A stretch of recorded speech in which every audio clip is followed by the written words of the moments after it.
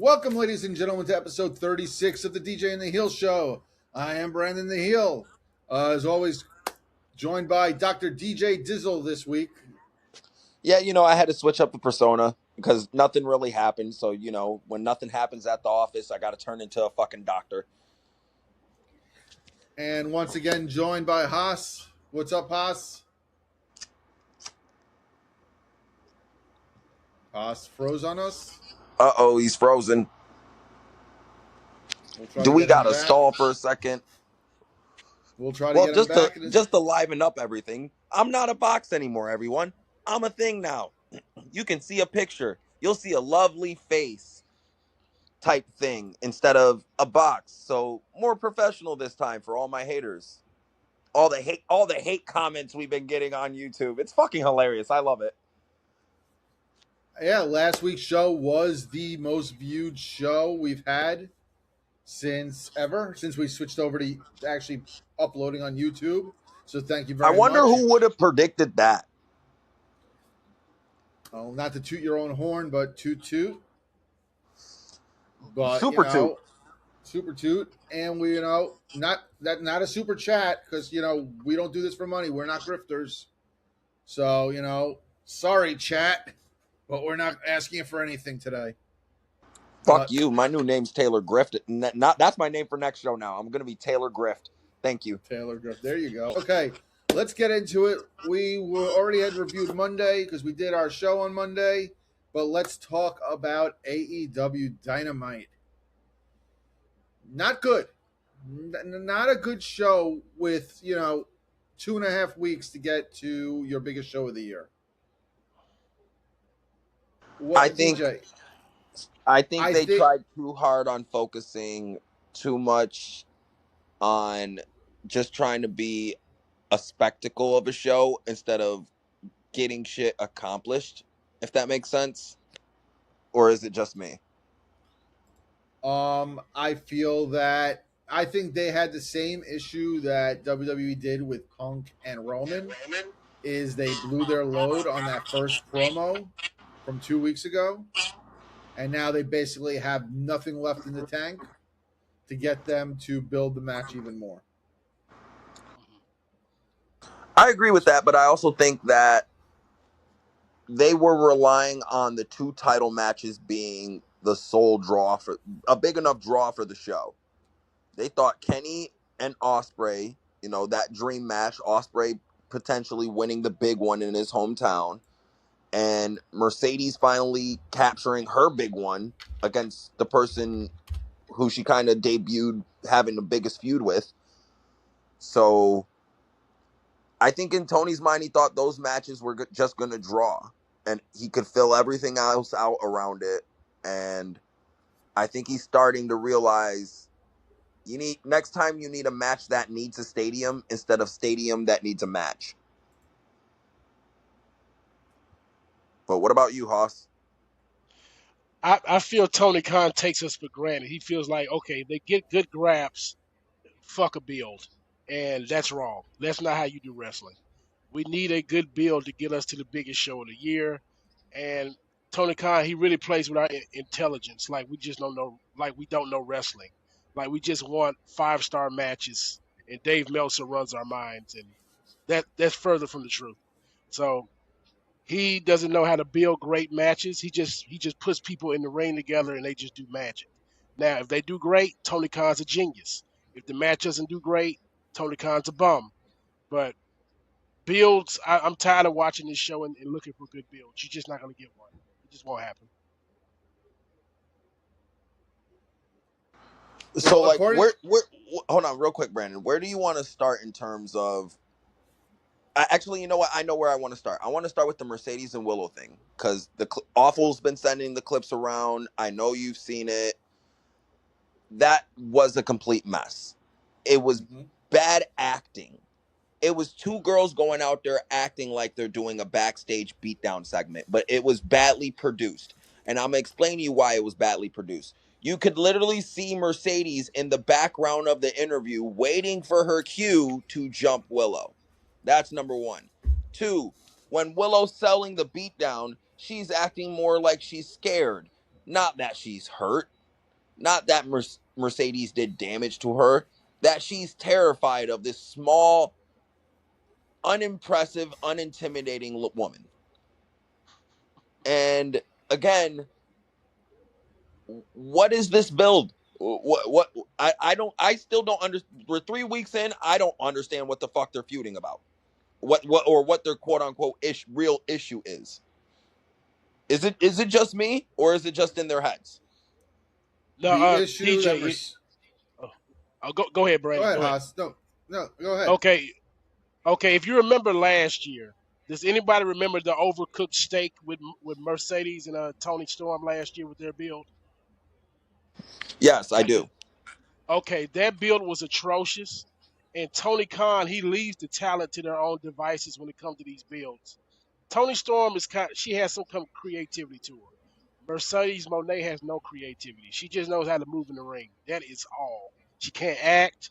She can't come up with any type of creative to get you going for a match. And this is 2 straight years of her leading a build, and it's bad. So she needs acting classes. She needs a writer. I know she already has a writer, and that writer I was gonna say sucks. she has a writer. That's the issue. She has a writer from WWE, and it's Jen, not working here. Jen She Pepperman, sucks. right? Yes, that's her name, and she sucks. She needs to be fired. Okay, to be fair, it doesn't matter how good of a writer you are if the person can't act what you wrote for her. It's not going to really matter. No, but I mean, that's the thing. I don't think she can't act because again, the role of Sasha Banks, she did phenomenal at that for most of her career. That why is it that it worked in WWE and it's not working in AEW? And I don't she think it's just her yeah, she's because left her obviously own they know how to devices. pull it That's out of her. why I'm sorry, Haas, what you say? she's left her own devices. That's why it doesn't work. Like she has no leadership. She's doing it all by herself, and she can't do it. That's Not above her even pay that. grade. There's no one there to tell her no. That's what it is. Vince McMahon and the powers that be in WWE were able to tell her no, and she didn't like that. Ergo, why she walked the fuck out. It was no. We're not gonna push you as our top woman. No, you are where you are. We'll feature you how you feature you. We don't see you the way you see yourself. They told her no at the end of the day. She doesn't like being told no. So she went to someone who literally refuses to say no Mhm. and will let anyone do whatever the fuck they want as long as it's with it and it gives him an entertainment value and tickle. So that's the difference between at least I see in WWE and AEW in terms of Mercedes. It's not the material, it's not who's writing for her, it's that there's someone who will tell her fucking no. Did Kevin Yeah, Dunn get hired by AEW? he wouldn't Because save it. all those cuts in that 1 minute piece, it was all over the place. You were so close up, you saw Mercedes not hit Willow. She lightly brushed her against the shoulder. And from what I understand, it started first of what why is Willow's smile the MacGuffin for every feud she's in? With Tekla, she wanted to take her smile away. Now the promo with Mercedes 2 weeks ago was about the smile, and she's going to keep smiling. And then it was about that Willow is her kryptonite because she even though she beat Willow the last time they had a match or no Willow beat her, but they're like 1-1 I guess in AEW. I know there was that New Japan match that she broke her leg and was out for the year, but in AEW I believe they're 1-1 because Mercedes won the TBS title from her and then lost it back to her. But it just seems that that's what this is based on. It's based on the fact that Mercedes lost to her last week. She got pinned by her in that 6-woman tag. So that was the attack. You pinned me. I need more than just you pinned me. There needs to be more to that, and it needs to be No, more I, than I just I don't think. See, the premise of that is wrestling. The heel is pissed off that they lost, and they have to get their lick back. They're licking their wounds. That is a thing as old as wrestling. It's just the fashion they went about it made no completely sense to that logic point, and that's what's fucking with me. and it was executed terribly and half-assedly, and it does not help the image of Mercedes in AEW. It doesn't. Like, I don't. Again, she's the heel, and her winning the title is supposed to be some giant big moment. And I thought she was returning as a babyface. I don't fucking know at this point in AEW. What are they doing? Well, she's definitely That's what we not a say baby every week. face. No, have we But noticed that I'm she's saying, taking them? didn't she return as a babyface? No, no, she came back as a heel. She came back as a Okay, heel. No, maybe I'm but why? remembering shit wrong. Why is she acting like Tekla? Why is she yelling "dumb bitch"? That's Tekla's word. She's acting just like Tekla, and I don't I really miss care for her. it. I miss Yes, Tech. I do. Again, it's I, I, like Tony I do Khan too. listens to the show and takes away anything I start to enjoy personally in AEW. Just anything. And I I've been enjoy. saying that. Why is it she loses the title and she's completely off TV for the last 3 weeks? Gone. Like you're not, as far as I know, she's not even going to make it to All In after carrying the women's division the last 6 months. They're gonna probably have a women's gauntlet match. She might win that. I think they would have announced it by now. You're going to announce it with a week out. You know Oh, what I well, mean? you know Tony, Tony Khan. He adds matches every week, so we only got like I eight was gonna say confirmed Tony would matches. add.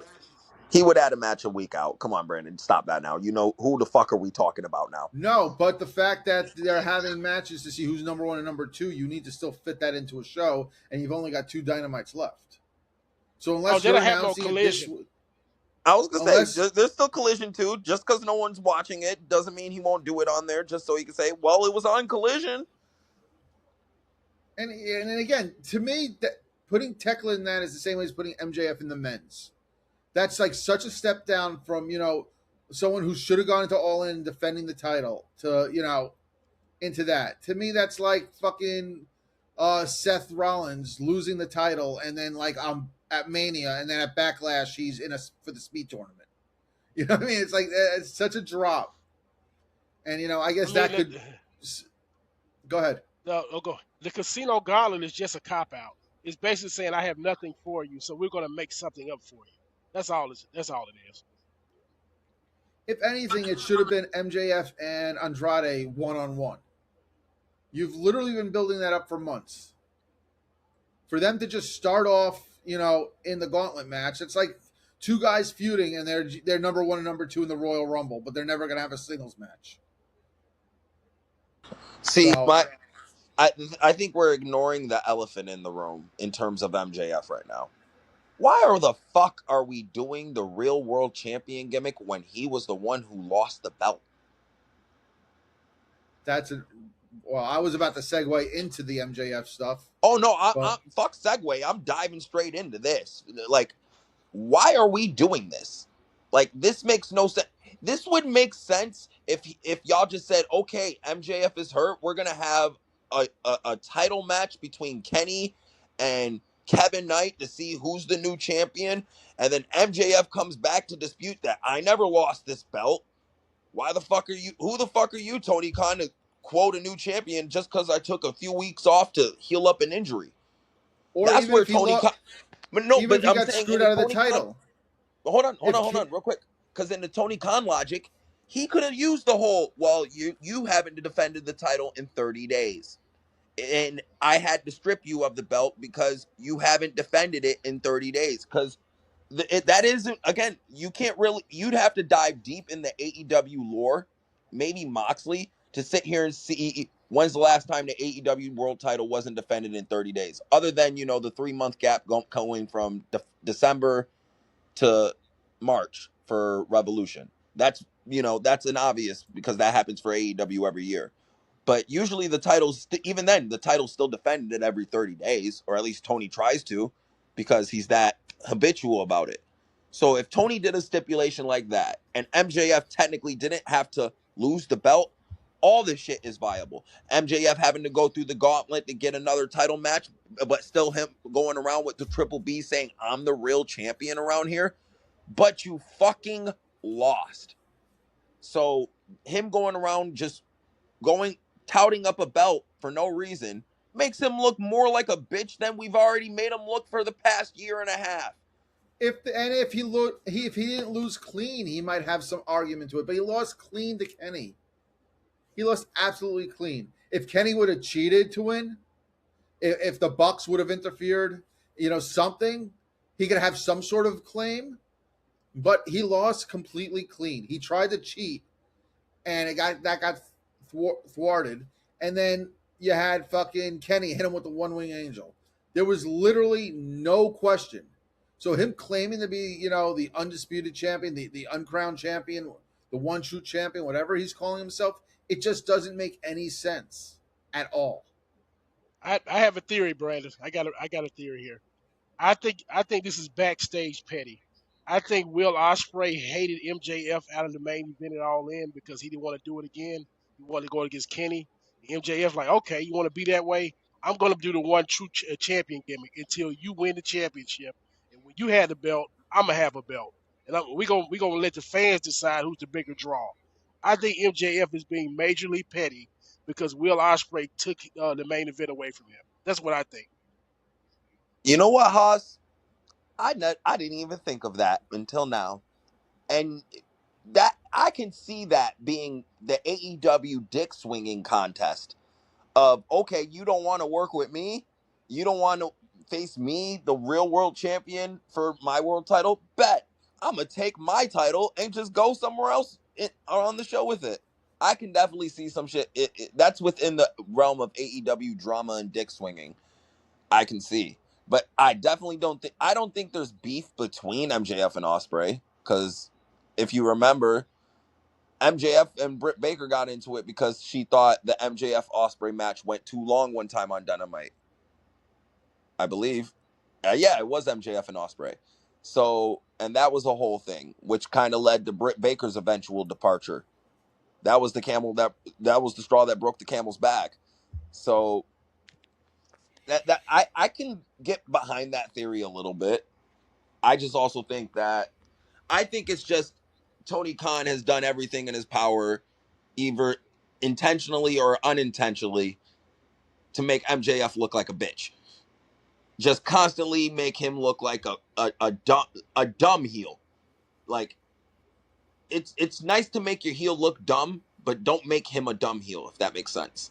Am I Like, giving oh, am, am I oh, giving go ahead. Tony too much credit that they're laying the groundwork for a possible ladder match at All Out between Osprey and MJF, with both titles hanging up, and then whoever wins is the one true champion.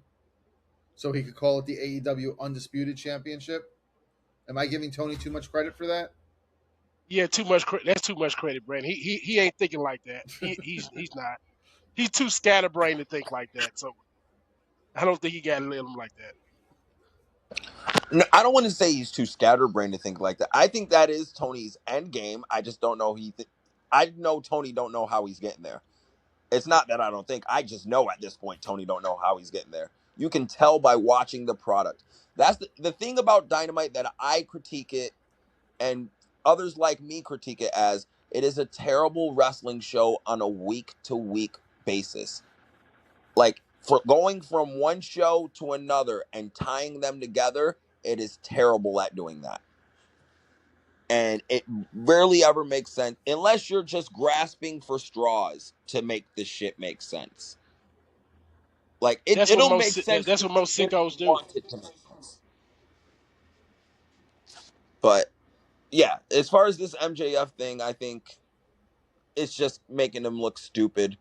This makes no sense. If we're gonna do a match with him and Andrade, let's just do it for the national title so MJF can do the real American champion gimmick again that he did with Osprey, and just leave it at that. I don't know why we're gonna put him in this gauntlet match, and if he loses, he looks more like a bitch, and if he wins, okay, now we're getting the match that we should have gotten at All In, anyways. You know what I mean? So it's like I don't know. It just don't make no sense to me. I know it's gonna just sound like I'm complaining, but I'm just trying to ask: can someone apply some fucking logic here to make it make sense? You can. Can't. Okay, thank you. So Dr. DJ Dizzle ain't just sitting here bitching.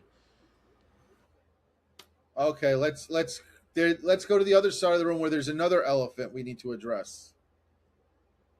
Whose Is it that house? three? Is it that 3 million view elephant, Mister? I beat out Dynamite this week. We're gonna toot my horn. Yes, I had a viral tweet that had over 3 million views. It was the Jericho. We'll get. Do you want to go? Let's go. Let's go to the Jericho stuff first, then, since you want to bring the tweet up before we get into the Swerve stuff. Let's talk about the Jericho Kevin Knight match. Let's talk about the spot that got me 3 million views on Twitter this week. Let's talk about the match that got 4.25 stars on the Observer. 4.25. A fucking botch fest got 4.25. Junkyard Dog got more shit from Dave Meltzer for doing less, drastically less. Dog was coked out of his mind. Chris Jericho is completely sober during these matches. He has to be legally. He has to be sober during these matches. So you're giving Allegedly. this motherfucker right here 4.25 stars for doing worse than any other Junkyard Dog match you've ever seen in your life. And you sat there and shitted on a fucking legend for throughout almost his entire career for doing less. It amazes me, all because obviously Chris is a solid contributor to Dave Meltzer when it comes to backstage bullshit in AEW. It's not a surprise, it's not a shock, it's not a well hidden secret at this point because Meltzer absolutely refuses to give Chris Jericho, aka Chris Irvine, aka Mega Parik's former lover, any negative coverage in the Observer ever. And it blows my fucking mind. And this week was an obvious example because this match was fucking atrocious. From the botch code breaker, from the major spot that Brandon blew up of Callis prematurely blowing his load and jumping in the ring, getting too excited for a spot, and then Jericho proceeds to The just crowd. drag over Kevin Knight to get hit by a screwdriver on purpose. Like everyone saw it. It was intentional and everything. And the worst part is, it wasn't even the fucking finish. They went 2 more minutes. It wasn't even a thing to end the match. Why are we having a manager interfere with a fucking screwdriver and it not be the goddamn finish? Make that make sense to me. Only in AEW you do some dumb shit like that. Then we got to do like 3 more false finishes, and then Kevin Knight beats him flat in the ring. 1, 2, 3. What the fuck? Or not Kevin Knight. I'm sorry. Jericho wins. No, Jericho lost. Oh, Jericho did lost. Okay, I'm just Yeah, smoking too much. he didn't win the TNT title. You're right. It was a TNT title match. Okay, Yeah. I'm thinking of the week before. Sorry, but even then, my point still stands. We're doing a fucking manager spot. That's not the finish. And you botched it. Again, Chris Jericho, 30 years in the business, don't have the wherewithal to let go of said lion tamer to just to try to go menace Callis, then get hit by the screwdriver, then get pinned 1, 2, 3. Instead of, I'm gonna try to protect my finish make my finish look like shit while quote unquote trying to protect it while dragging this motherfucker to the rope with me just so I can get hit with a screwdriver so you can get out of it. Because that's the only logical way we can get out of a lion tamer nowadays, if I get hit in the head with a fucking screwdriver. Again, DJ has not taken a bump in the wrestling business, but has the wherewithal and the logic to know maybe you should let go of the legs or not do the stupid fucking spot if it's not the finish. Let's also, as bad as Jericho should have maneuvered that, we got to also throw blame on Tony and his production team. Why are you not changing camera angles to hide that? Why do you have the camera? Hold on, Brandon. How are you gonna hide from a different camera angle Chris Jericho dragging someone over to get? It's not even just Callis going in prematurely. You could have had That's more on an agent than a producer and Tony. That's the person who's producing a match, telling the people the spots, hearing about the match and what they're going to do at what certain time so they can relay that to the director and all that shit.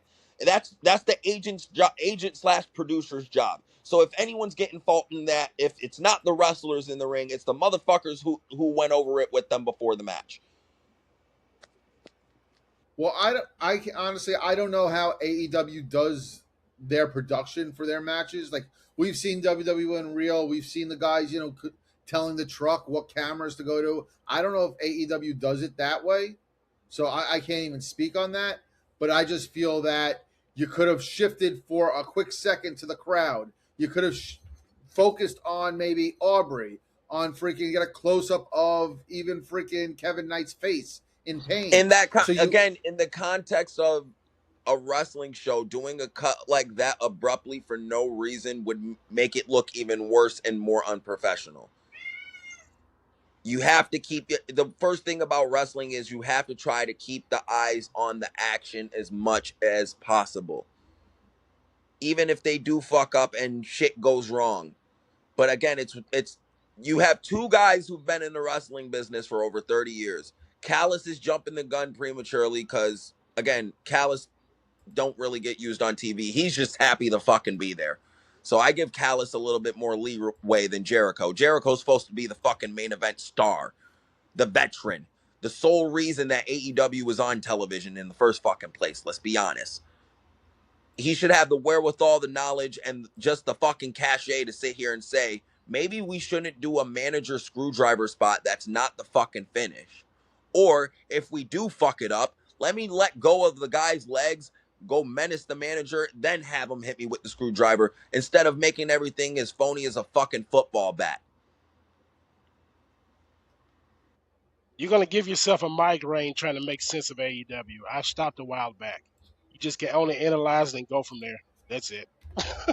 Listen, I try to give this shit a chance, though. You know what I mean? I hate it because I try to go in every week giving this shit a chance, and it's like, it just disappoints every time. And I'm tired of getting disappointed of just expecting professionalism from people who don't want to be professional. and you should not be having all these issues 18 days before your biggest show of the year. On top of that, 7 years in, no less. We're 7 years in. It's not like this is the third year of AEW, the second year of AEW. We're 7 years in. You think we'd iron out all the kinks by now, right? I mean, devil's advocate, TNA's in year 24 and they still have these problems. So, And you're not watching TNA as much as I have. They're not this bad in terms of their production and fucking shit up like this. TNA's issue is they have bad creative. In terms of production and execution, TNA does actually as good as anyone. As good as any, even with the fucking broken down Hardys. They've rarely had a bad match in TNA.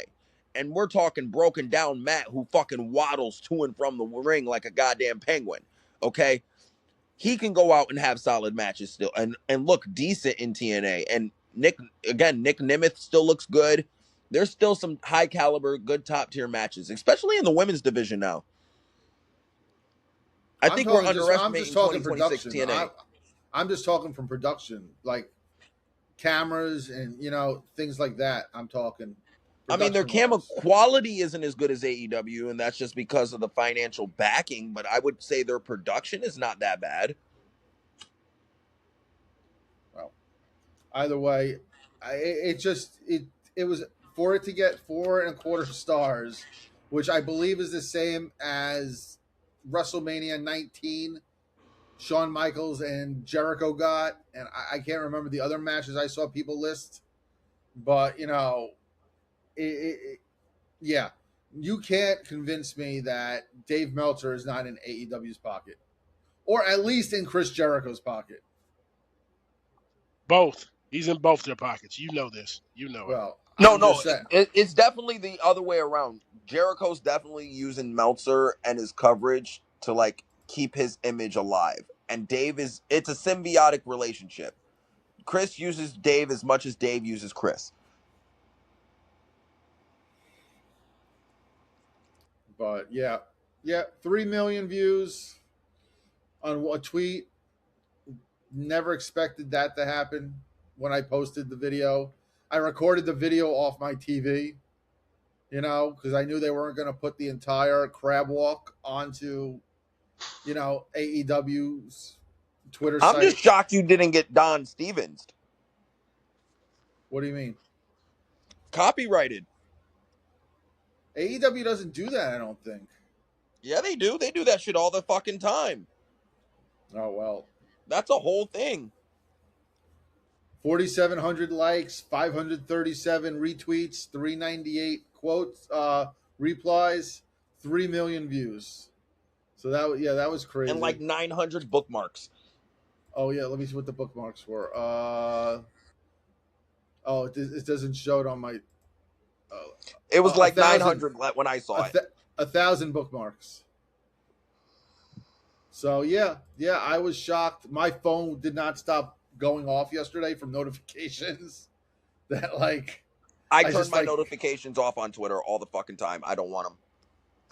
But yeah, so yeah, that was crazy. Not what I expected. So many people using the video, even people who didn't quote tweet it, were just sharing it and putting it on their own tweets. So yeah, pretty cool. Uh, yeah, I gained 50 or 60 followers from it. I did post the show up. We got a couple of subscribers out of it. So yeah, it worked out. Also, Good all right. stuff. So Good stuff. what's this elephant? Hold on, real quick, Haas. What's this elephant in the room? If it wasn't the Jericho thing, Swerve being thrown into the trios vortex, just to have again, New Day come in as his partners. Brandon, And I think Tony's watching my tweets. I think he saw my one tweet that took Timbo, where he was like, "What? How are you feeling about All In this year?" I was like, "Yeah." Both, and I know the tweet off the top of my head, so I'm gonna say the shit verbatim. I said, "Yeah." Both title matches seem like foregone conclusions, which they kind of are. Mercedes is obviously winning the world title, and Osprey's most likely winning in his home country. Come on now. So there's that. The Death Riders are still around. Fuck. They were supposed to be. They should have been broken up last year at All In. You're telling me they're still a fucking group, and there's no sign of them breaking up anytime soon. zero So dissension. none whatsoever fucking ever. So we're stuck with the Death Riders for another fucking year. What it looks like. Where's Swerve? Someone made a tweet today saying that, unpopular opinion, Daniel Garcia was better before the Death Riders. I'm like, reality check. Daniel Garcia was never good to begin with. No one ever But he was cared. No better one ever before. cared. Hold on. Hold on, real quick. Not gonna lie, he was better off before the Death Riders. He was at least TNT champion, even though the reign was fucking possibly the worst reign in TNT champion history. He was still TNT champion. He was better off without him. And it's like the Death Riders is just not good. I don't know what else to say about them. They're bad television. They're a bad group. Marina Shafir never wins a match, but she's supposed to be some fucking badass that can beat up every. If she can beat up every dude in that group, and she never wins the match, why the fuck should I be scared of any guy in that group? She's supposed to be She's supposed to be the China in the group. Yeah, and she always fucking loses. She loses Yeah. to every woman on the roster, and she beats every guy in her group, which by the transitive property means every guy in her group isn't better than any woman on the fucking roster. Right? By the transitive property, I'm just speaking facts here. I'm talking science here. I'm using doctor words, okay? For people who think I'm just some illiterate person on the fucking internet. I know vocabulary here. You take them to school, You spent DJ. 72 hours getting your doctor's degree. You spent 72 hours getting your doctor's degree. It was only 6 because I'm just that smart. Yeah.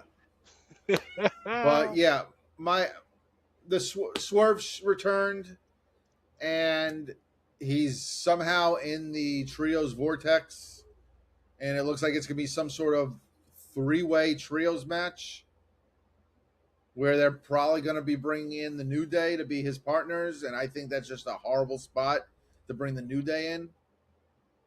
I think we need more Yeah, multiracial groups in AEW.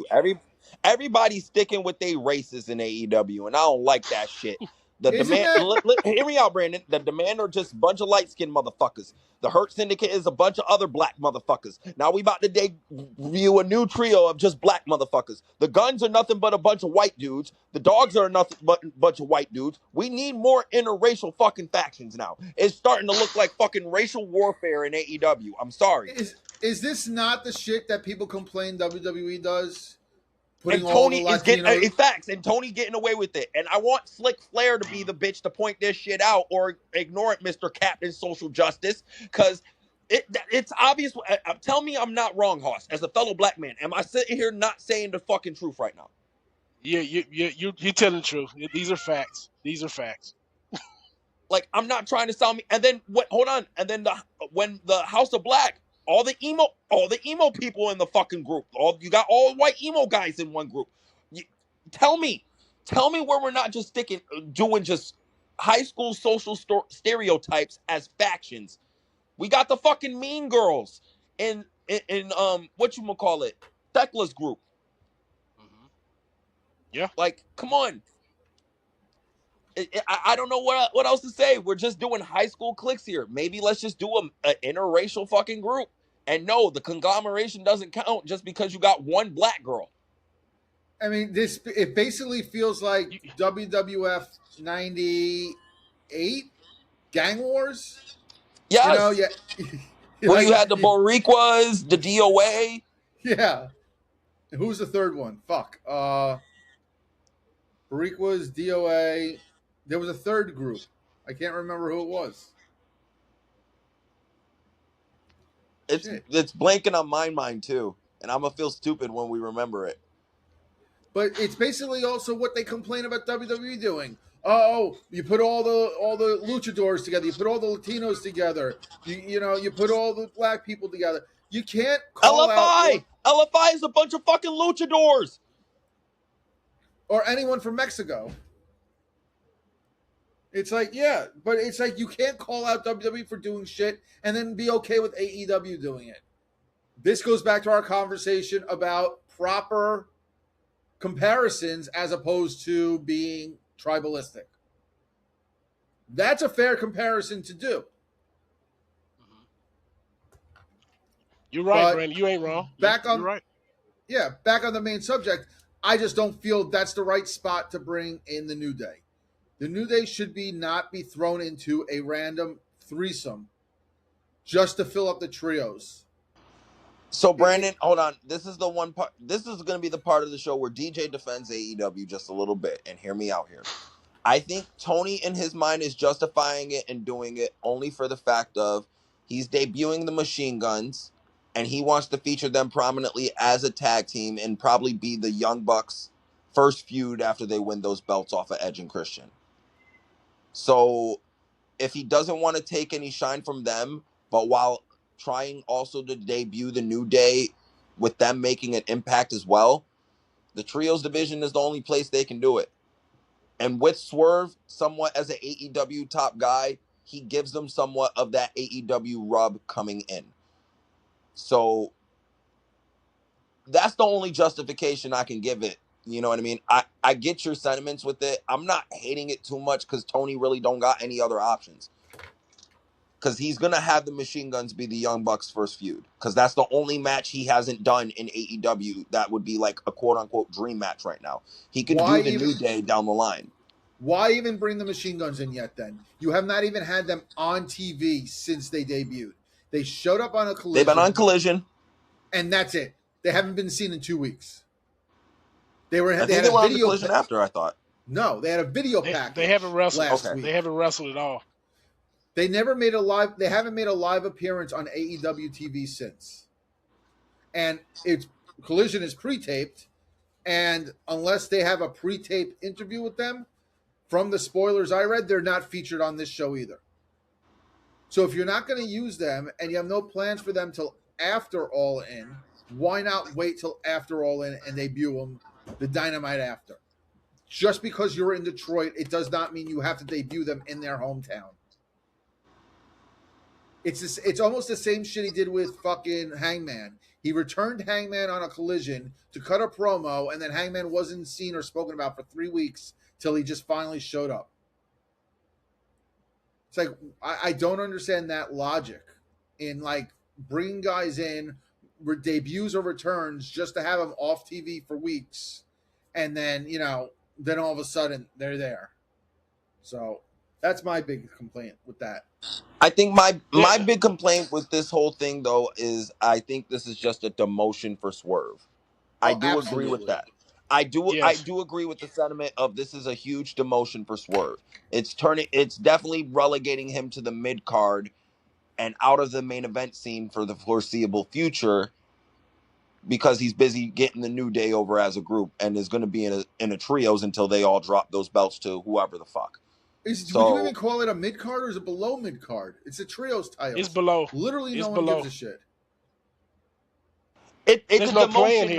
No nonetheless. He plan. got demoted from being a main eventer. You feel me? The top guy that he's being paid to be right now. He's getting demoted. Would you agree in the sentiment that AEW has blown his heel turn in the same way that WWE blew the heel turn for the New Day? Yes. Absolutely. Ever since Swerve turned heel on Kenny, he has not been booked well at all. I Or agree. booked. I agree. Complete. I feel like they completely blew the heel turn. So I so I only think they blew it because he still has the useless fucking manager. Like Nana is there to dance. That's it. Like he's not there to really to contribute anything outside of that as a manager. If Swerve actually turned on Nana and got rid of the fucking manager, and it's not even like Nana talks for him either. Swerve does all of his own promos, so why the fuck is Nana there? Like To sell if coffee. he turns on Nana, I think the heel turn could write its course. Get rid of the manager, get some more heat, tell him how useless he was, and maybe he could get on the right path. But whatever the fuck this is now is definitely a demotion. He's definitely being used to help get the New Day over and stall time while the Young Bucks do their thing with the machine guns. Because it's not going to be just one match with the machine guns. It's going to be a whole fucking match series. Don't be shocked if it's like 3 to 5 matches between the machine guns and the Bucks between now and December. So But you're gonna hold off doing the dream match between New Day and the Bucks until Revolution? yeah, why not? They always save big matches for Revolution. Why not? Revolution is actually one of AEW's bigger cards of the year because it's A, the first one, and B, there's a 3 month layover in between. So AEW fans are just happy to get their pay per views back. So if you give them a match like the Young Bucks versus the New Day, that live crowd's going to literally blow their load everywhere. I don't know about waiting that long. Maybe a Wrestle Dream, but they're really pushing Wrestle Dream in Florida. I can see it going that far. I can't see them waiting all the way to Revolution. You're 6 months. It's a long wait. Even So yeah, that's what I'm saying. I don't see them waiting that long. I mean, if you don't do Wrestle Dream, the only other option would be before the end of the year would be fucking World's End. But that's one of the weakest pay per views that they have next to like by now Redemption and Forbidden Door. Well, like I said, it also depends. The timeline of FTR's return depends on a lot of things too, because you can do New Day versus FTR or Guns versus FTR while you're filling in between those matches. You can bounce around those tag titles maybe since you now have some tag teams with some credibility that it would be viable. Those belts bounce around every 2 months to one team to another after like 3 or 4 matches of defending them. it could be a possibility. Like AEW's in a good in terms of their tag teams. AEW is going to be either at or after All In, going to be in possibly one of the best positions they've ever been in since starting. How do we feel about Kofi's new name, KSM? Sounds like some medicine. Sounds like a drug. I don't care for it. It's it, I don't it's want him it's to kiss someone's mom. it's literally his fucking initials. It's his real name initials, but yeah, KSM just doesn't. It doesn't feel right. I'm gonna be so upset if Austin Creed isn't Austin Creed or Consequences Creed again. Well, Austin Creed's his real name, so I don't see any reason it won't be. But All right, uh, what about let's talk about this one real quick. It's gonna be a quick one. It wasn't a happy one. Moxley versus Jungle Boy. Jungle Boy got beat the shit out of him pretty much. Got the shit kicked out of him. Moxley just emasculated him. Jungle Boy as a babyface, also done. That's another guy who looks like he's getting a fucking demotion. He's demoted to jobber. He went from being potential future world champion to job squad. There's no way yep, you just sit there with a straight one of the face. pillars. Potential world champion Jack Perry. Just, oh, that's terrible. I'm That's saying awful. in AEW, he was one of the four pillars. Yeah, Yeah, it's just like Sammy Guevara. It's terrible. It's terrible. it was Listen, they still were one of the two for pillars. four. They were 2 for 4 on their pillars. That's why the table has no legs.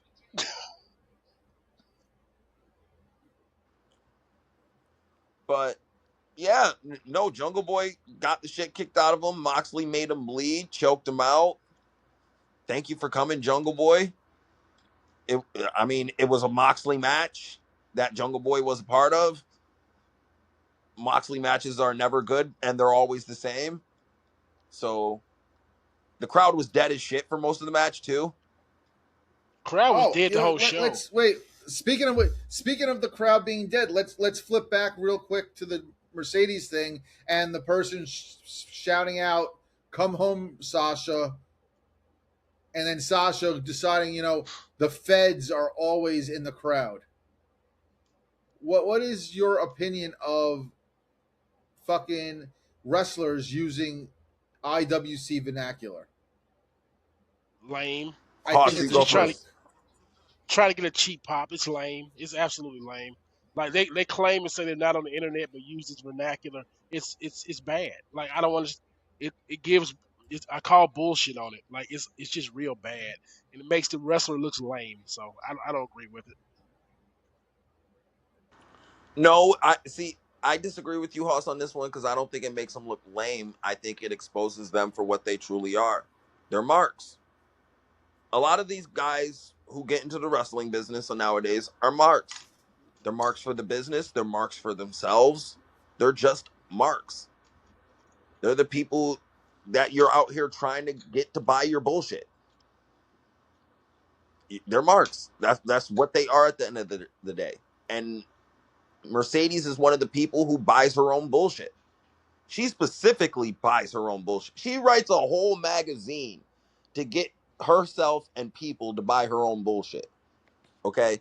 So like I just think in terms of oh shit, I dropped my phone. Might be.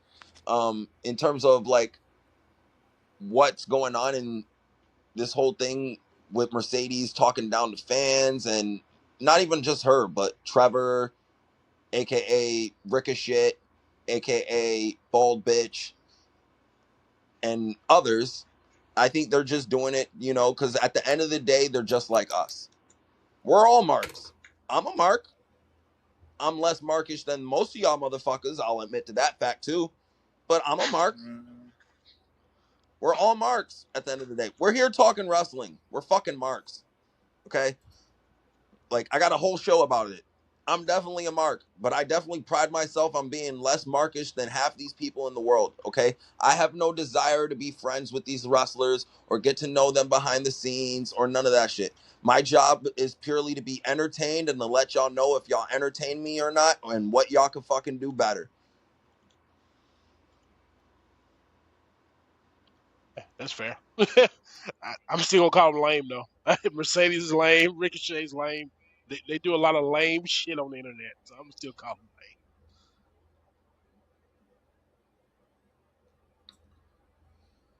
Anything So, else? what do we think? It's based. Are we all in agreement that the finals for this Continental bullshit is going to be Moxley and Jay White? It lame. should be, and Jay White should win it. In the words of our famous Dr. Britt Baker, nobody cares. Nobody cares. No, I listen. If Jay White wins it, I'm with it. If this is all just to give Moxley another bullshit accolade just to fucking cure his ego, fuck. Man, That's all I gotta Moxley say to that. Mox is holding the Continental Championship hostage because he knows that you don't matter in this company unless you have a belt. That's why MJF is carrying that belt around. You must have a belt to I, matter in this company. I won't say he's holding it hostage. I'm pretty sure Tony wants him to be happy and lets him hold that title. I wouldn't say that he's holding it hostage per se. When's the Man, longest John Moxley's Moxley gone books without himself. holding? Hold on, Hoss. Answer Okay, this question go, for me because I just thought of go this ahead. off the top of my head, and this is actually a realistic one. What's the longest time Moxley went without holding a single belt, In AEW, and New Japan belts included? that's a good question. He always has a belt. That's a good damn question. He always has a I belt can't now. answer it. I can't answer it. If he loses the belt, it's like for 2 weeks, and then he'll literally go find another one to win. Well, he didn't hold a title most recently from July to December. Wasn't he out? No, he never lost any time after losing the Hangman. Yeah, Oh, that's a John fact. Moxley Oh don't yeah, take you're days right. off. That's a fact. So he lost the title to Hangman in July, and then he didn't win the title till December when he won the Continental title. I feel like there had to be something in between that. No, Well, I'm Hangman, he gonna gave him look a that shit rematch. up. He He had to gave him win an indie belt in between that. he gave him a rematch on Dynamite. They had that match. Where were they? Chicago? I can't remember where the hell they were. They were where they some kind what? of damn Yeah, when road. it was right when they went backwards and they had a regular wrestling match after the Texas Death Match. Okay, so all right, so let me get this straight. So his longest strain of not having a belt in 6 years was 6 months. I don't know if I can't. I'd have to look it back. I don't remember all the way in the last 7 years. I just am trying to remember from the I time he remember lost the he world was title. United States IWGP champion, heavyweight IWGP champion, GCW champion because he Wait, wrestled I'm Nick Gage not. for it. I can't. I'm not counting. I'm talking just AEW title. I can't No, I'm count. counting belts in general. I'm saying Oh, in he's had a general. belt to present himself as a champion and or top guy or as some type of distinguished member in the wrestling community. He's always had some type of belt. Like I said, he had the IWGP United States title. Then he had the World Heavyweight title for a bit. Then he's had the world title in AEW 4 times. I don't think he's had the TNT title. What was the other belt he had? Was he international title? He was the international champion, and then recently the Continental. Was that The the only one that one he he lost hasn't to won is the Phoenix? TNT. Was that the one that is? Was he? That's the one he lost to Phoenix, right? When he got knocked out. Yeah, when he got knocked out, but he beat Orange Cassidy for it. Or did Orange Cassidy Right. beat him for it? No, I think it was I the Phoenix think other he way beat around. he beat Orange Cassidy, He didn't he? beat. Oh yeah, it was both. Cassidy lost it to him and won it back from Moxley. Yeah. Then Moxley beat Cassidy when he was the heavyweight champ. Well, the world champ.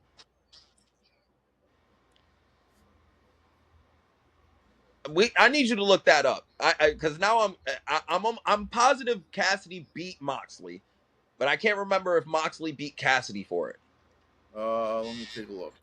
because I could be wrong, but I'm almost positive Moxley beat Cassidy for it, and then he had to randomly drop it to Phoenix because he got hurt, not hurt, but concussed that one match, then immediately won it back just to lose it back to Cassidy. But I could be wrong.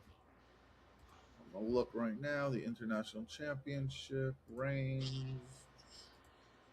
While we're stalling, this week's episode of DJ of the Heel has been presented by Blue Chew. I'm just kidding. All right, so Pac was the initial champion. He lost it to Orange Cassidy, who lost it to Moxley, who lost it to Ray Phoenix. Phoenix lost it to Cassidy, but Moxley never got it back from them.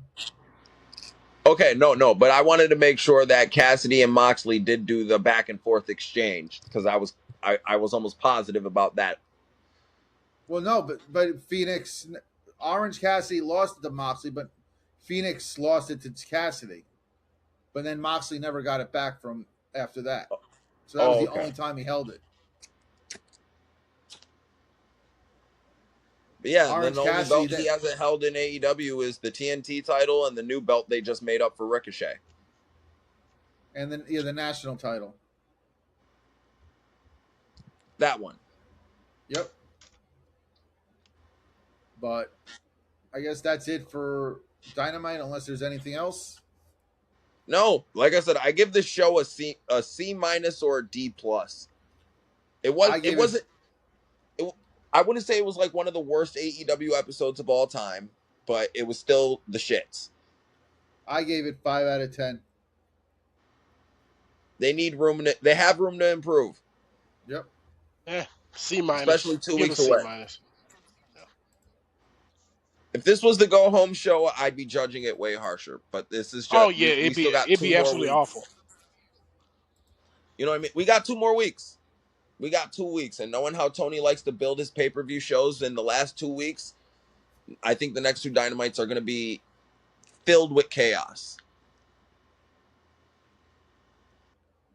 Well, let's move on to, we're taping this on Friday night, and let's talk about SmackDown. Chelsea Green is now the #1 babyface of the women in WWE. I want to say WWE. I'd say SmackDown for now. But she's definitely over as a babyface. I love every second of it. Anyone who knows me knows the love I have for Chelsea Green and the professionalism she has. JJ dislikes her because she is friends with a pedo. But WWE has no issue with that because look who they're friends with. But I think let's not get political here. Let's talk about the product itself. Chelsea Green did possibly one of her best babyface promos she's ever done in her life. It was fucking great. I was with her every second of it. All this added a certain presence that was needed to the promo when he took back saying, you know what, you deserve this. But we have to add context to continuity in this. Why the fuck does she have 30 days to defend the title when Rhea had 3 months before she had to vacate the bitch in the first place? Come on now, guys. Not only are we playing blatant favoritism, we choosing to apply logic when we feel like applying logic. Tony Khan can get away with that shit because he usually habitually has a title defense every 30 days. So if he wants to strip a champion because they can't defend the title within 30 days, it's believable in AEW. It ain't believable here. Especially when Roman Reigns would go fucking 3 months without defending his belt. He should have been stripped like 18 times during his fucking 1,300 days of hell. Well, I don't think they're using the 30-day rule in this. I think they're just saying she's got 30 days to get cleared, or she's not going to be able to hold the title. And I get what you're saying. You know, hold on, no. Fuck the Rhea logic. What about Liv? Liv had 100 days, perfectly healthy, ain't defend shit. Right, but that's what I'm saying. I don't think it's necessarily them going by the 30-day rule that she has to defend the title within 30 days. I think he's just giving her 30 days to get herself cleared before, taking it away from an injury, as opposed to just not defending the title the way like we've seen with like Liv, and then before that we saw it with fucking Jade Cargill, who didn't defend the title for 100 days. So, and I mean, let's be real. WWE Creative is not exactly on the up and up when it comes to certain things. I mean, when Io Sky won the title from Real last year, she didn't defend it for 2 months and she was barely on TV. So, they are wishy washy and they do pick and choose.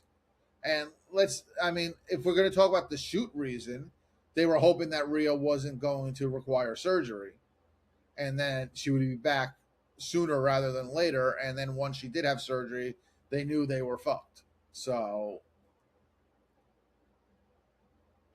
But no, as far as Chelsea being the new top babyface now, I always said she was the ultimate WWE female superstar that they would always want. If they can go in a fucking lab and create their ideal superstar, it would be Chelsea Green, but she'd be blonde. That's it. That's exactly what they want in terms of their female superstars. She does anything. She gets everything over. She's great personality, great in the ring. She's willing to take any and every bump. She can take any and every bump. She's beautiful. She's gorgeous. She can do fucking PR, press tours. Kids love her. Men want to be with her. Women want to be her. She fits the mold in every way, shape, or form if you're looking for a WWE superstar by those specific words. And it's working. People are getting behind her. Like, there's no one there's not any other babyface right now in the WWE SmackDown's division who's more over than her. I think and Becky might give her a small run for her money in this terms of promo, babyface. this promo definitely gave her that sympathy that you need in a babyface. You know, and then everyone felt bad for her as she was walking to the back. Even Aldis felt bad for her. And she pleaded her case. It was a great promo. She brought up the fact that she would do anything. She'll be a clown. She'll get pied in the face. She'll go into a dumpster. It was just a great babyface promo. Definitely her best promo in WWE. Yeah, it just shows you that Chelsea Green is the most entertaining woman in this company. Like what DJ said, she'll do anything for a pop, anything for a laugh, and she's something that most women are not in modern day society. She's legitimately funny. Like you can sit there and laugh at Chelsea Green on any show on SmackDown or Raw, and she's gonna make you. She's just woman, like I said, she's just entertaining as fuck. That's why she's over. And many women in the locker room, they should really look at that. Go look at if you want to get over, look at Chelsea Green. That's a role model, in the words of Bailey. But then after she gets the belt back, to me, everything went down the fuck hill. Everything went down. Hear me out. I'm gonna break down everything as I re-go over this entire segment now in its totality. Gunther comes down to not only, I don't know what the fuck he initially came down for, but he came down to berate the women's champion for no reason. Just out the fucking blue. Especially after it's been proven that Aldis and Gunther has kind of settled their beef now. They shook hands. He gave him a title opportunity. Their shit's gone and passed on. So why is he coming out to menace the women's world champion for no reason? Then she gets him with a couple good zingers. Then he proceeds to get in her face and starts menacing said woman for her husband to come down and him basically verbally eviscerate him too. Yes, Cardona did beat him up for a second, but then when they had the actual match, Gunther kicked the shit out of him. And quite easily, no less. Well, I wouldn't say quite easily. He got a finisher in with some Chelsea interference, but still, Gunther ate his finisher, then choked him out. No, he didn't even choke him out. He used the Boston Crab.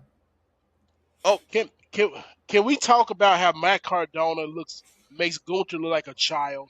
Matt Cardona is jacked, and Gunther looks sick. Like I, this the dynamics of this whole match was off, but they I try to make disagree. Gunther a thing.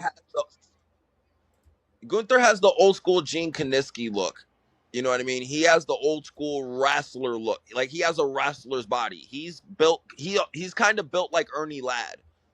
Like Ernie Ladd wasn't the most muscular motherfucker up there, but he was the tallest, lankiest motherfucker you've ever seen. Are we really bringing up Ernie Ladd in 2026? Come on, DJ. Like most people know who Goddamn the right. fuck you talking I'm about. backing out the fucking encyclopedia on y'all. Okay, Am I don't talking to a young disrespect the black big man or cat. Jim Cornette? I feel like I'm talking to Jim Both, Both. both. Both. Cornette. Corny fan. Corny fan. I'm just saying, in terms of my big guy fucking criteria, Ernie Ladd was a giant, lanky motherfucker. 6'7", and he had like a 7'8" wingspan, and he was like 250 for most of his life. That's a big motherfucker. It is, but that was not on my bingo card to hear Ernie Ladd in 2026. I'll take that. But yeah, this piece of television was some of the best thing I've seen on SmackDown all year. Shout out to Chelsea Green. Shout out to who put this together. This was great television. I will say that it was great. It was great until they made Matt Cardona look like a complete bitch and emasculated him as a man Well, Matt Cardona does it himself, playing with toys on TV. So on the internet. But that doesn't take away the case that they just basically cucked this man, and you might as well just keep him in catering for the rest of whatever contract you're paying him out for, because he ain't going to be over. Nobody's going to want to see him wrestle. Fuck. Not it'll only bring did back they the woo woo expose him as woo. first lady, listen, they just exposed this man as giving him first lady energy, and then had Gunther not only verbally eviscerate him but beat him flat while he's trying to defend his wife's name. Like I said, the way I would have done this is Gunther could have got the one up with the verbal exchange. Cardona could have started, not start beating Gunther up, but call for the match. Then have the match and do a finish that somewhat protects Gunther. Do a fuck finish to where Cardona gets lucky and pins Gunther out of nowhere and defends the honor of his wife. And Gunther's pissed. You can start something with him and Cardona, and Cardona doesn't have to look like a complete and utter bitch. Or we could just make Cardona look like a complete and utter bitch and have no direction for Gunther. I mean, that's not true. They're building to Gunther and Finn Balor. They did that later on in the show. Oh, Finn Balor, another known jobber. Well, you want to be Is real the about it. running joke Gunther's a heel jobber, show man. not Come on calling now. motherfucker? Hold on, Haas. Sorry to interrupt you on this, Brandon. Is the running joke on the show not calling this motherfucker Finn Balor on the show? Yeah. Yeah. Okay then. Yeah. So we excited about that. No, we You're got we saying got. you said, Go ahead. but you said there's no direction. I'm just saying they do have a direction. They're putting them into a new program. Whether Finn Balor is Finn Balor or not, it's still a new direction for both guys. So The direction for that's all I'm Gunther saying makes on no that. sense because he's the jobber to the stars now. Like Gunther has no aura anymore. No one fears Gunther. The last time you seen him, the only person he can beat is the general manager. He doesn't beat anybody else of note. It, I can't take him seriously. I already don't take his body seriously. He don't beat anybody worth a damn. Like who the hell is Gunther these days? It's say he's the measuring stick of SmackDown. I don't get it anymore. I don't disagree with that. I think they completely blew anything post Cena and AJ. In the last 6 months, they've completely killed off any goodwill or whatever you want to call it from retiring all these guys. So I don't disagree with what you're saying. I don't think the body type is the issue. I think his booking has been the issue. And I'm not defending, that Balor is, the next step up before the world title, but I'm just saying that it is a direction to go into since he's not going to be in that world title picture right now. Again, this is like the Swerve case though, but less dramatic. It's another demotion. Yes, But he's yes. already been demoted. I wouldn't say You might. that. No, Gunther for a while was an attraction on his own. him retiring all those guys was somewhat of made him somewhat of an attraction. Agreed. You stripped away all that ability of being an attraction from him. Demotion. It's not Right. to the But Well, same. over the last 6 months, like I said, they've completely blown anything they had with Gunther over the last 6 months to become a No, I demotion. wouldn't even say that. He was just in a number one contender match and possibly one of the more featured matches on SummerSlam. Opening match and one of the more talked Bo- about moments. And he pulled Boss, double duty. When's the last time we heard someone pulling double duty in WWE? Gunther at Royal Rumble.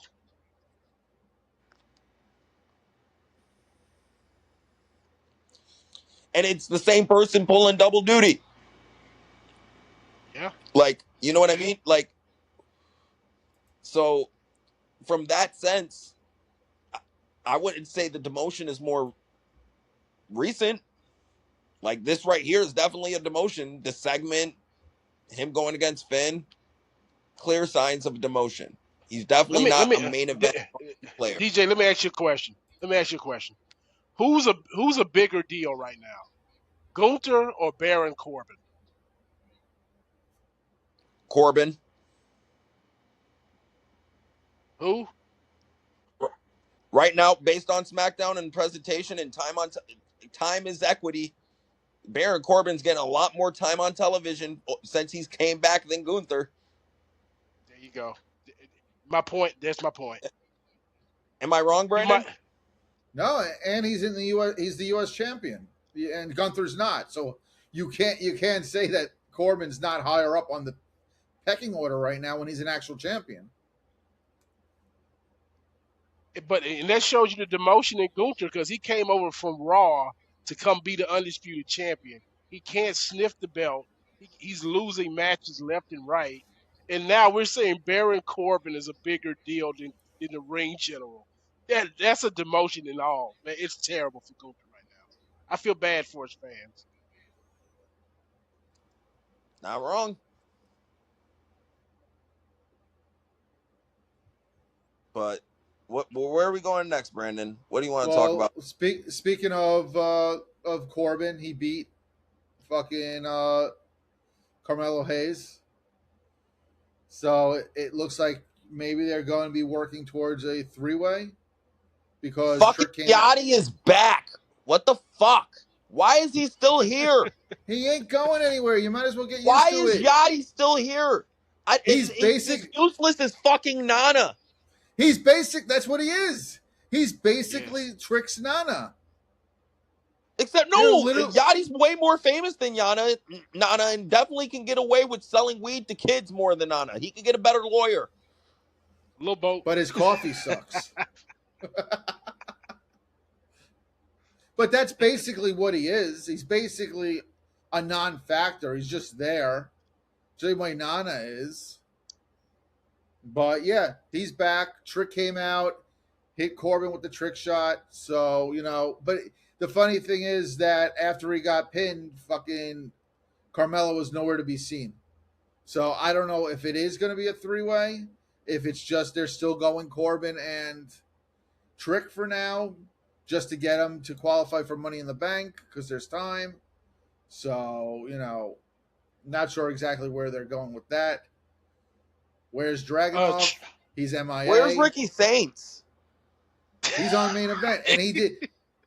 Apparently, he's going after the AAA freaking light heavyweight championship because he was in a backstage last week with Phoenix.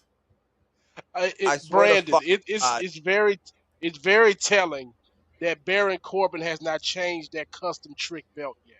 Trick's gonna get that belt back soon because I know. why does Baron Why is Corbin he still? Why is he yeah walking why around is with he the still furry belt?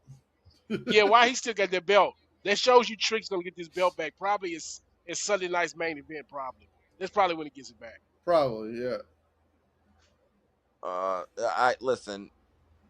If you're hearing me, Trips, anyone on the SmackDown creative team is listening to me. Just take Royce, take Ricky, leave him off TV for 2 months, bring him back as the Diesel and Shawn idea, and let him work from there. You could get Ricky a U.S. title reign from that, and you can have Royce be the big hoss that just beats up everyone. And you'll at some point be able to feature him as a main eventer for maybe a month or two. You can steal a pay-per-view or two from him. You can make some money off of this guy. Hold, hold, hold on, hold on, If you DJ. don't want to Hold, take, hold on, go DJ. ahead. You just went on a rant and saying you're putting all black people together again. Now you're doing the same thing by getting Royce and Ricky Saints. Hold on. You're doing the same Those thing. are two different shades of black. First off, so at Oh, least I'm getting those are two different shades of black. Okay, you're don't doing sit here this. and try to You're dispute doing that. you're I'm only tying those two get together because they already have prior history of working together, and it worked. It worked. It was one but of you're I would doing not. the same thing. AEW's. I'm I just would saying I it had not. to was one of call it out. AEW's hottest. I would Go not be ahead. surprised if Royce shows up on Monday. And hold on, and also, I'm only promoting two people join together. It's not like I'm asking them to be a faction or a group. I'm just putting one light skin and one slightly darker black guy together. I mean, you just got a softer version of the Hurt Syndicate going on here. That's all this Hurt Syndicate is two people in a talker. No, because then we'd be one black person short. We wouldn't be filling our Honestly, quota. I think Royce is going to be returning on Monday because I think he's going to save Solo along with LA Knight from the bloodline, but that's a different conversation.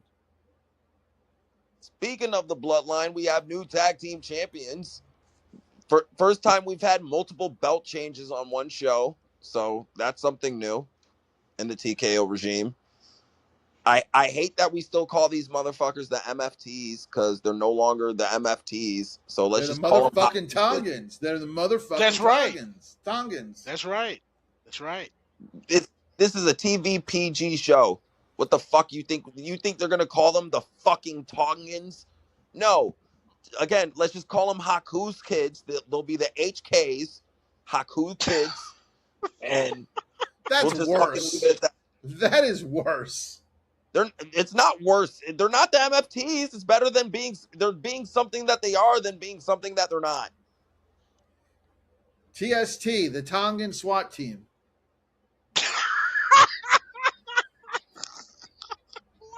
Let's just call them Biggie Smalls.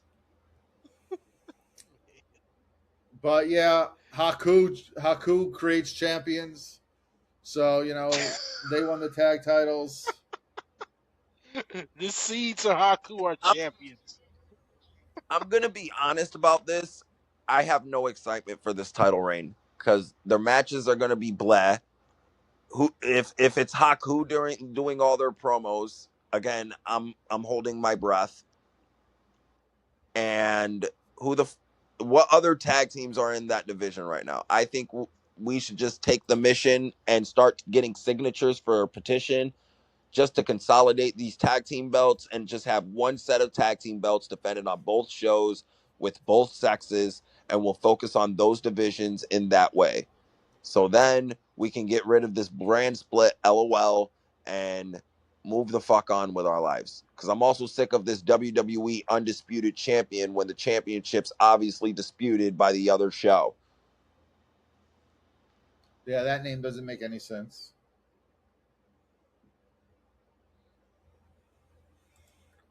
What did we feel about the Punk Kevin Owens promo that went on for ever?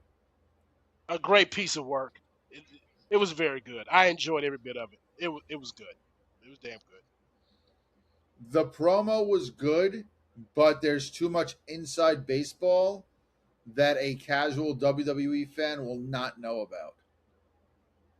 That's That and fair. the crowd, and this wasn't the crowd to preach all that to, if that makes sense.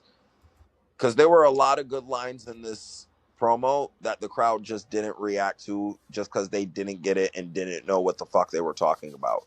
Because they're This is the type of crowd Kevin Dunn would fucking have a field day over saying, our fans aren't wrestling fans. We're WWE fans. And he'd be right with this crowd because only the people there were only WWE fans. They're not wrestling fans, so they don't get the inside terms or the outside bullshit that goes on between Punk and KO and the actual history they have. Because in their mind, Punk's only been back for 3 years and KO's been there for only 10.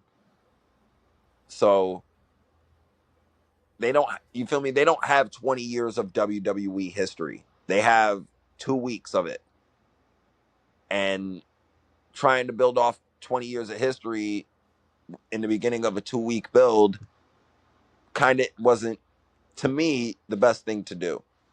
And the fact that this promo dragged forever. This was a long fucking promo, which is usually a CM Punk fucking masterclass. CM Punk usually excels in the long, drastic, overdone promos. But this was not some of his best work. I mean, KO, I think, won. Oh, Oh, go sorry. ahead. Go ahead. Go ahead. You good? No, I was just gonna say I think KO won this promo battle. If we're just talking about this specific one in terms of the material and the crowd reactions and people understanding what KO was saying more than what Punk was saying. But as a promo segment altogether, I'm giving this shit a D. Oh man, you're being very harsh there, DJ, because this promo generated more heat than Cody and Punk had all of SummerSlam build. Is that fair to say? Yes, but that shit was weak as fuck Yes, but you too. actually have you have some investment in this match now. You actually care to see this next week. Like you have a clear direction. That you even though you got two baby faces, people are choosing sides. People didn't really choose any sides against Cody and Punk. They're just like whatever. Now you kind of feel what Kevin Owens is going about. He called Punk a fraud. He told you why he called him a fraud. Kevin Owens did come out on the best part of this promo, but I liked it so much because you can see that they do not like each other in real life. They really don't. See, I think last week was better, and I think last week they blew more of their load than they needed to. They should have saved some of what they did last week for this week, and definitely shorten this week up a little bit. Do a 15-minute segment instead of 20 minutes, because 20 minutes was way too long for this.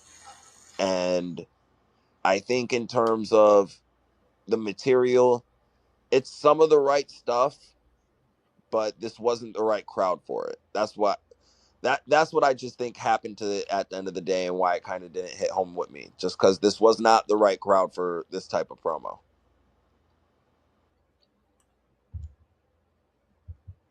Yeah, it definitely. I agree with that. It didn't hit the little inside baseball stuff. The three idiots. Where you had no choice, but you had to come back here because you blew it every place you went. You know the little low key AEW references are definitely not something that the common WWE fan is going to get.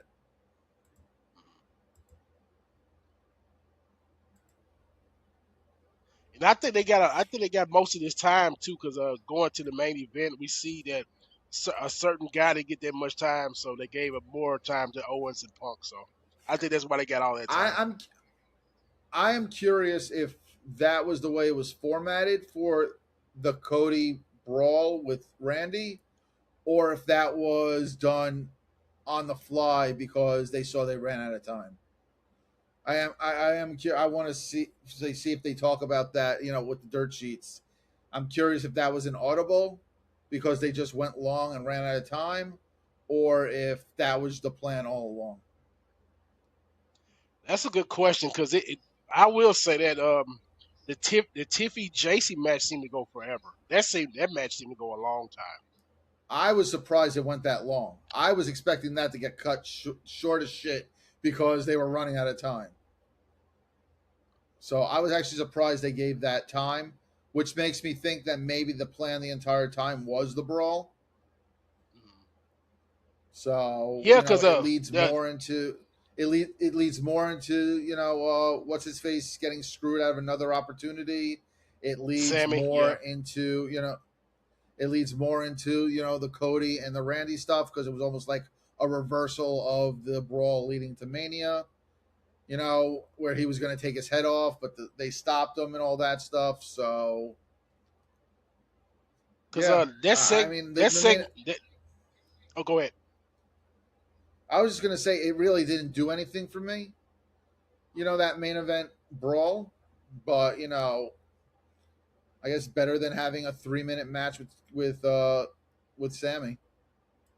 Yeah, that segment it started at 9:50 Eastern time, so they only had 10 minutes left when they started the walkouts.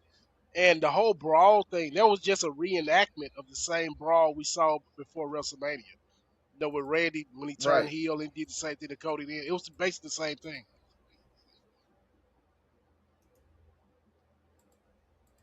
Yeah, That's my it yeah. is as far as the Randy Cody feud. They haven't really done anything to get me more excited about it. It's just been these two beating each other up every week or wanting to fight every week. Like no promos, just I want to beat up each other, which is nice, but I feel like they need to tie more of their history in and why Randy wants Cody. Now that Cody doesn't have the belt anymore, why is he still going after Cody? That's the one motivation I haven't really been made clear other than I wanted the real Viper. Well, the real Viper would want just the fucking belt and want nothing to do with Cody.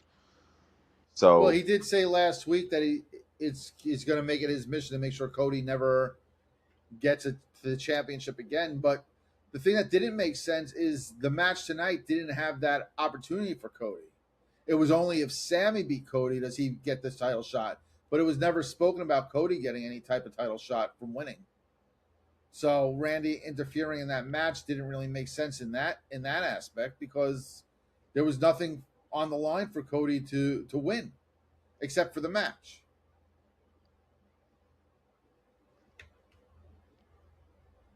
So yeah, the but the stip wasn't universal.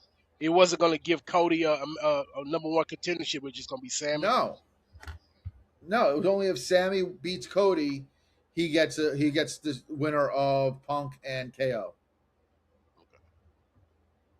Okay. Randy may have misunderstood. He may have thought Cody was going to get the number one contendership. So.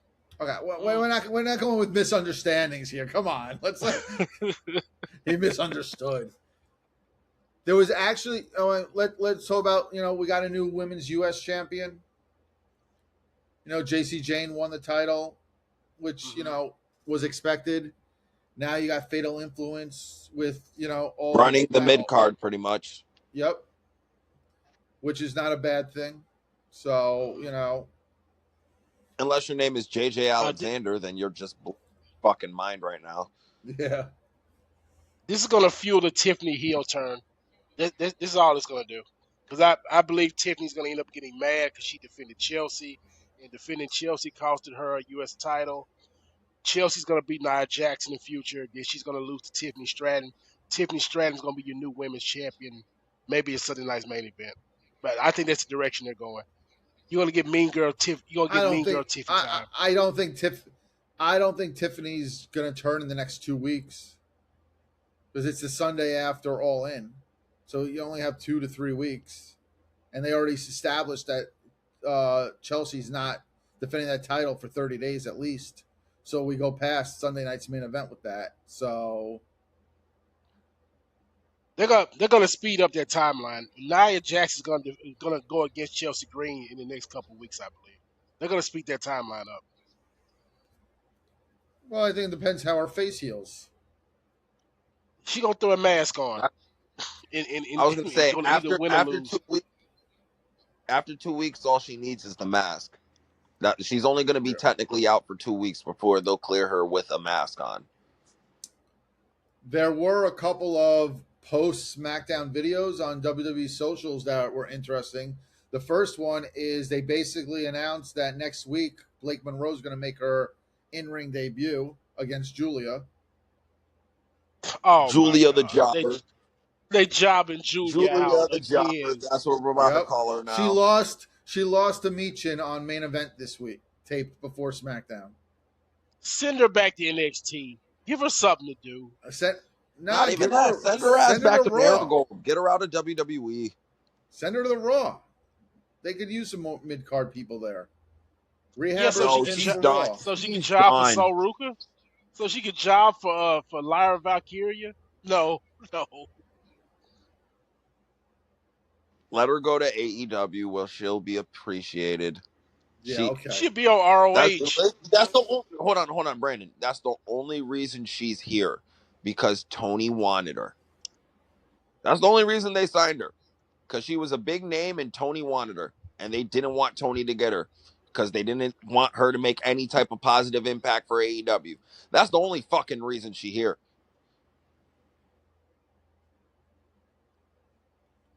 You want me to tell you how I know that? Because they did the exact same thing with Stephanie Vaquer, except that one they stole literally from under Tony's nose. That's fair. I won't argue with you there. That's fair. So you can't say WWE wasn't out there actively bidding, trying to take people away from Tony purely because they didn't want Tony to have them. The only difference is Stephanie panned out the way Julia should have panned out. It's literally their roles was reversed when they went to the main roster. Julia was the big star that they signed and had this giant fanfare behind her, and Stephanie was the one they were just hoping to pan out. And it turns out Stephanie was the big star, and Julia, they're hoping that pans out. Okay. So I don't know. I think if it's up to me, let her go to Tony. Let Tony have fun with it. Y'all did what y'all could. She doesn't work for y'all fan base. Y'all still have Asuka for maybe another year. Enjoy her while y'all got her. Sorry, they just dropped a new trailer for Doomsday. Yay. Not watching it during the show. I'm not watching it. I'm just saying. The other thing that was interesting is they had another Nakamura promo, and he basically in the background you saw it's Takahashi. He talked Ooh. about Time Bomb, and you saw like the multicolored jacket in the background, out of focus. So it looks like they're doing what we just talked about. They're putting the Japanese guys together. See. It's not just the company, it's just all wrestling. The entire wrestling business is just stereotypical and racist. See, there we go. So yeah, let's just All right, and that was, I guess, our review of SmackDown. Eh, yeah. good show. I give it an 8 out of 10. It was a good show. I give it a 7. It again, if we're comparing it to SmackDown through the year of 2026, yes, better than most shows. If we're comparing it to last week, slight downgrade. Not Yeah, but much, you know but what? slight. But you're gonna have those downgrades, especially when the shows with all the stuff that came out. The same thing with Raw. Raw wasn't a bad show, but compared to last week, it looks like it's a downgrade. Guys, what do we do when Drew McIntyre gets back here? Do we send him to Raw? Because where does he fit in if he comes back to SmackDown?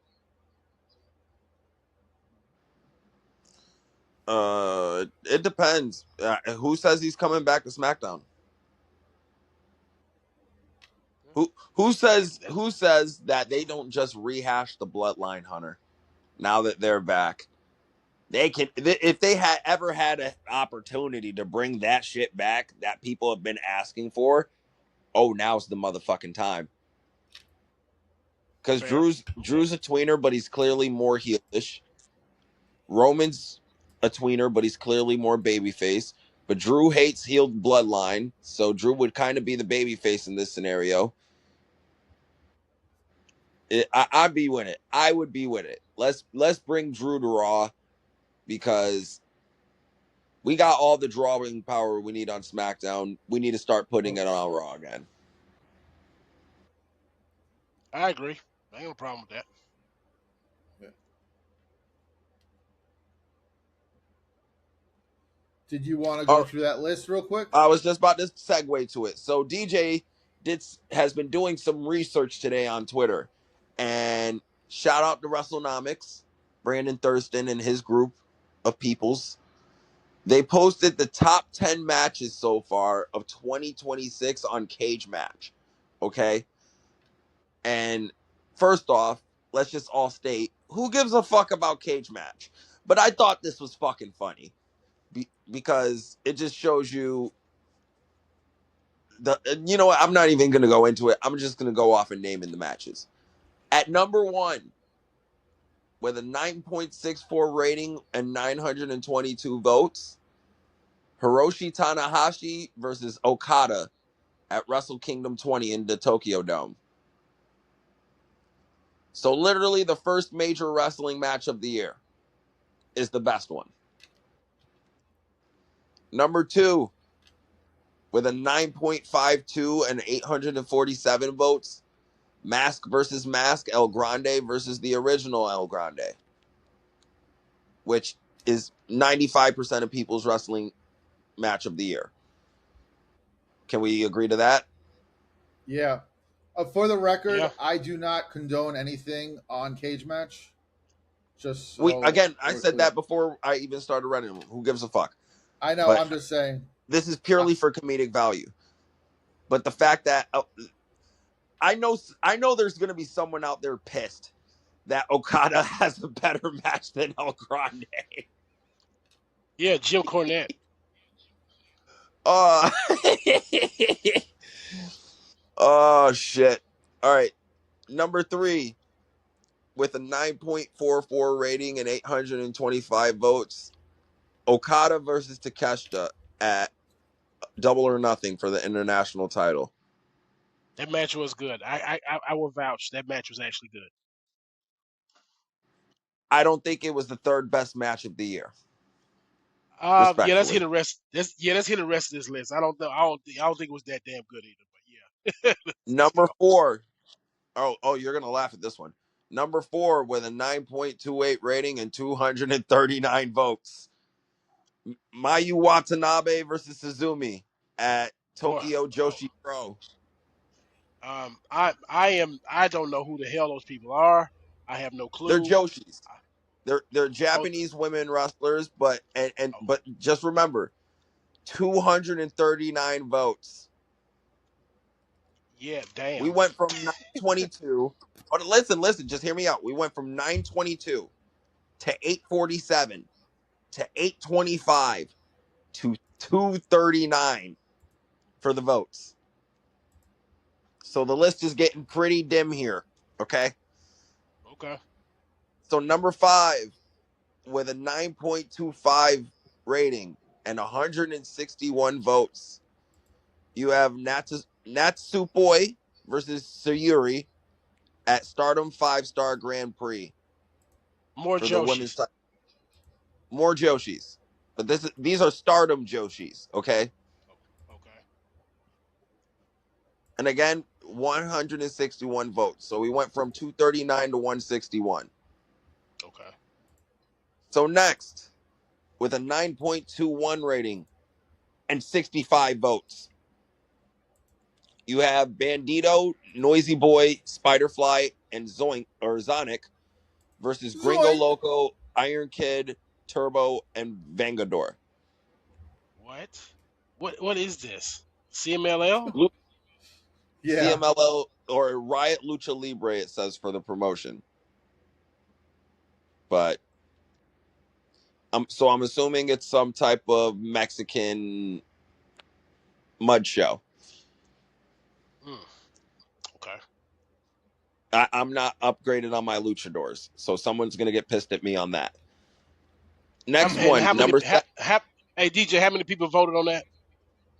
65. I don't want to meet any one of those 65 people. They worry me. I'm worried for their safety. I'm scared. I don't want to see any of them people. Go ahead. So next, with a 9.16 rating and 359 votes, so we at least picked up on the votes a bit. We have Oscar and Yuto Ice versus Ryohei Owa and Zack Sabre Jr. for the IWGP tag titles at New Japan Sakura Genesis. There we go. Anything with Zack Sabre Jr., I want nothing to do with. He's boring as shit. I want nothing to do with that.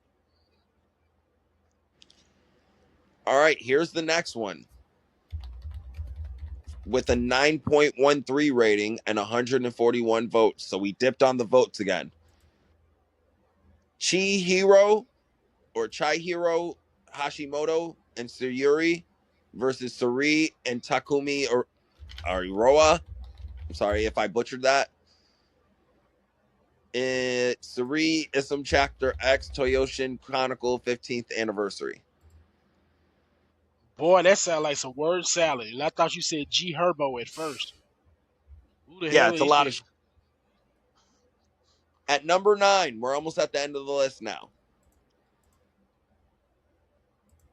With a 9.12 rating and 486 votes. Darby Allin versus Tommaso Ciampa on Dynamite.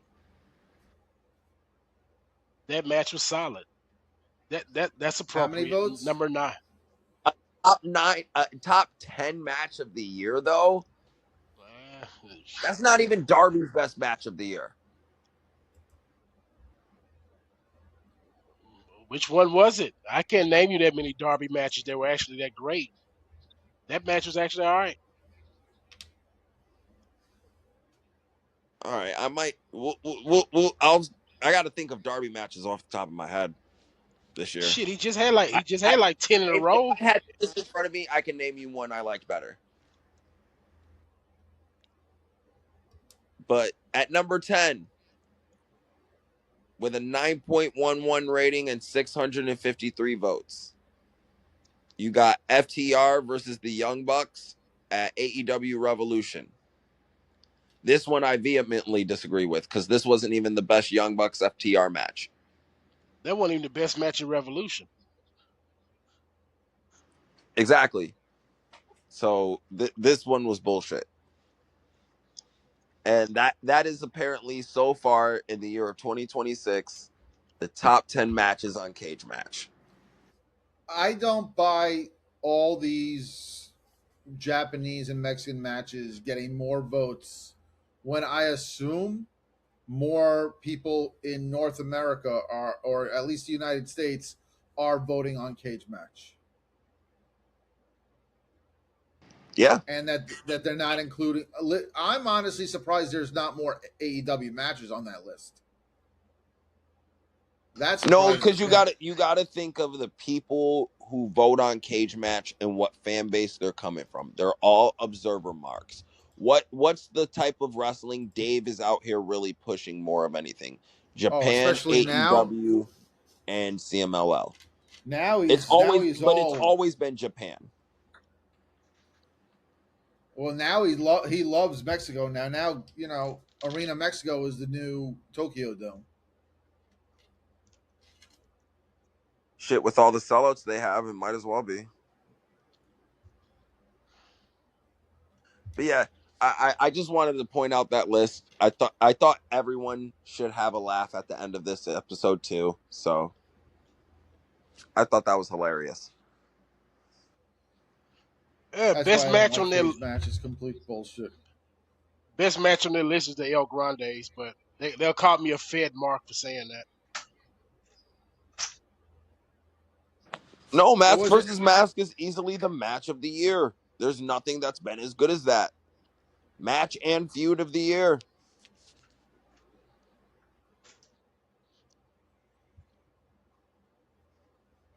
Anything else, Brandon? No, that's pretty much our week in review. Thank you, Haas, for joining us yet again. Oh yeah, And We anytime, got to fellas, get you out of anytime. that hotel. you know, and we will be back throughout the week next week as we get more wrestling. I mean, I think it was a pretty quiet week from like a wrestling news standpoint this week. Would you agree on that? I mean, other than the Avery Styles bullshit, which to me, people are trying to make it a bigger deal than what it needs to be. To me, it's just a nothing burger. I think the only reason it's a story because of who his dad is. If this was anyone else in the wrestling business, no one would really give a shit. It'd just be a normal day in wrestling.